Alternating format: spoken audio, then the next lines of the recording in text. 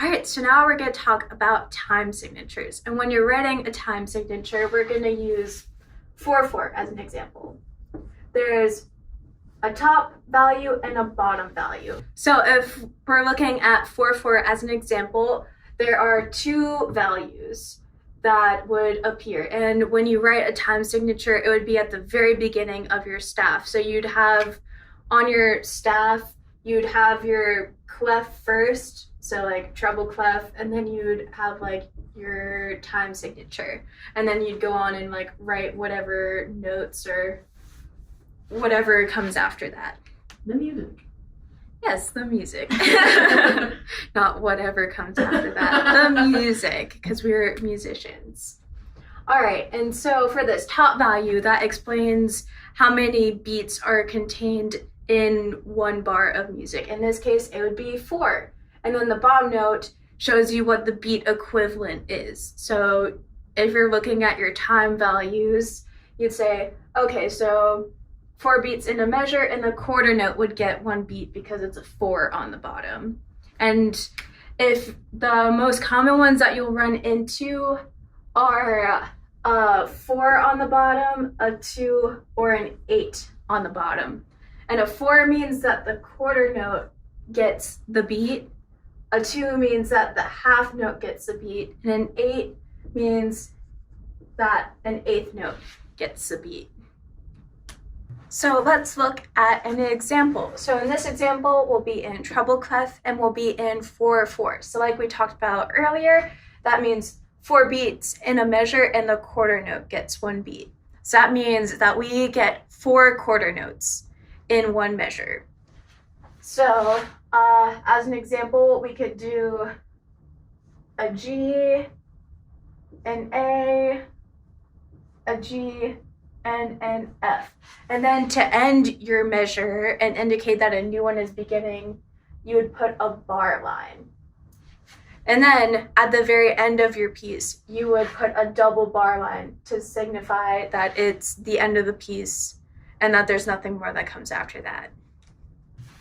All right, and there's some special symbols that you'll oftentimes see in place of the numbers in a time signature. And this is what we call common time, and this is cut time.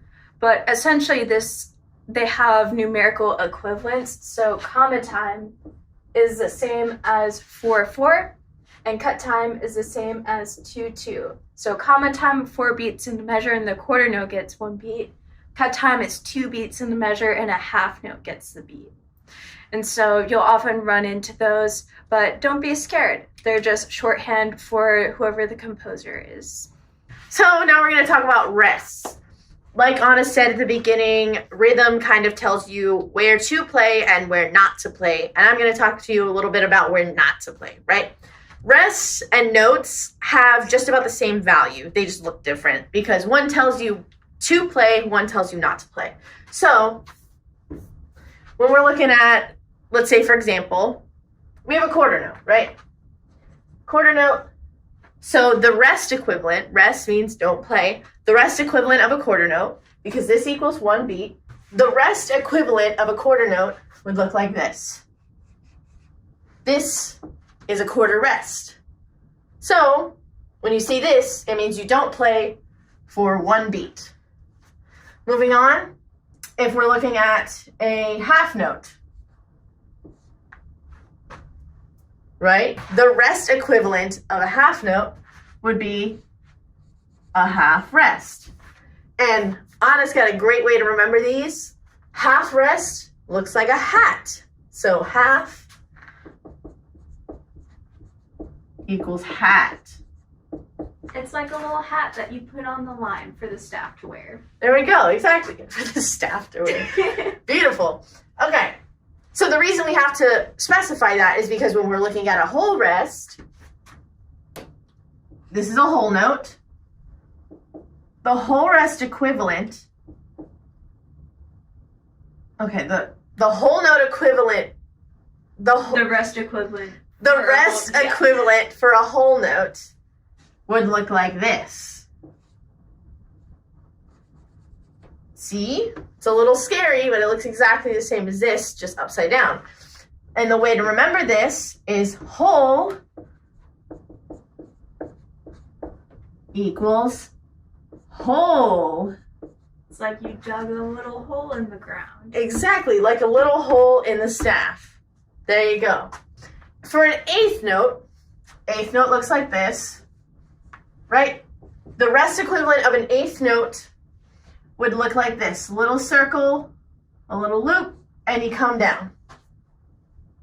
Pretty simple, right? And this equals 1/2 of a beat, yeah. Now, kind of similar to the way you notate a 16th note, right? It just has 2 flags.